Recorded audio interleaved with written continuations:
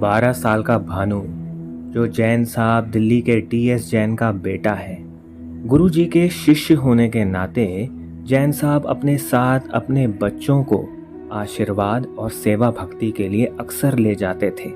शिष्यों के बच्चे स्वतंत्र रूप से गुरुजी के कमरे में चले जाते और गुरुजी को दिव्य तरीकों से आए हुए भक्तजनों की तकलीफों को दूर करते हुए देखा करते थे।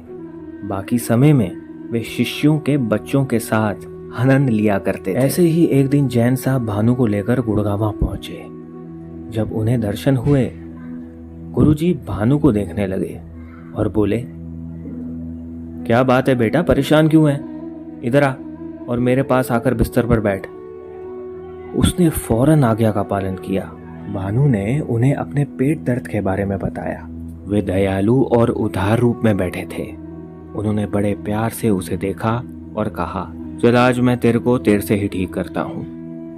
उन्होंने उससे कहा कि अपना दाहिना हाथ अपने बाएं हाथ के साथ एक विशेष स्थिति में रखे।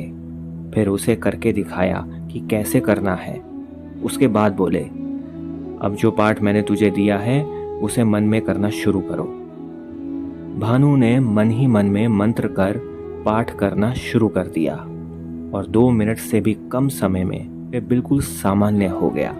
भानु कहने लगा, उन्होंने इंतजार नहीं किया कि उन्हें मैं बताऊं कि दर्द गायब हो गया है। उन्होंने स्वयं ही कहा, दर्द अब खत्म हो गया ना बेटा? मैंने जवाब दिया, हाँ जी, खत्म हो गया है। तब उन्होंने कहा, तुमने गुड़गांव के निकलने से पहले दूध पिया था? मैंने दोबारा हाँ जी कहा। तब वे बोले, तुमने उसका रंग बदलने के लिए उसमें कुछ नहीं मिलाया था, तुमने सफ़ेद दूध पिया था। मैंने फिर हाँ जी कहा। वे बोले, बेटा आज के बाद तूने सफ़ेद दूध नहीं पीना।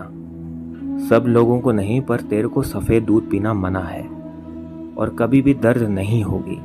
हमने अपने अद्वितीय कुछ घंटे उनकी उपस्थिति में बिताए और फिर मेरे माता पिता ने वापस घर जाने की आज्ञा मांगी। उन्होंने मुझे बुलाया और कहा, तू आज यहीं मेरे बिस्तर पर सो जा मेरे पास, कल सुबह चला जाइयो। वास्तव में मैं उस उम्र में स्कूल से छुट्टी लेने से डर गया था, क्योंकि मेरे पिताजी इस मामले में बहुत सख्त थे।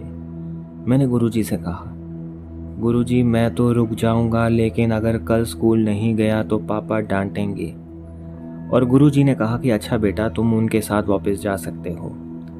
उस नासमझ उम्र में मैं इसका अंदाज़ा नहीं लगा सका कि मेरे पिता गुरु के पास रुकने पर मुझे कभी मना नहीं करते और ना ही डांटते, बल्कि वो तो बहुत रोमांचित होते। बाद में समझ में आया कि सफ़ेद दूध पर प्रतिबंध हर एक पर नहीं लगता, ये सिर्फ मेरे ऊपर ही लगा। और फिर मुझे अपने साथ सुलाना, इन 2 बातों के बीच कोई सीधा संबंध अवश्य रहा होगा, अन्यथा गुरुजी किसी बच्चे को अपने साथ सुलाएं, ऐसा कभी सुना नहीं था पहले। मैं गुरुजी से प्रार्थना करता हूँ कि वे मुझे हमेशा अपनी गोद में रखें, वे अपनी गोद से कभी भी नीचे ना उतारें। यही गुरुजी की असीम कृपा है। हे गुरुदेव, कृपया सभी पर अपनी अनुग्रह और आशीर्वादों की बौछार करते रहें।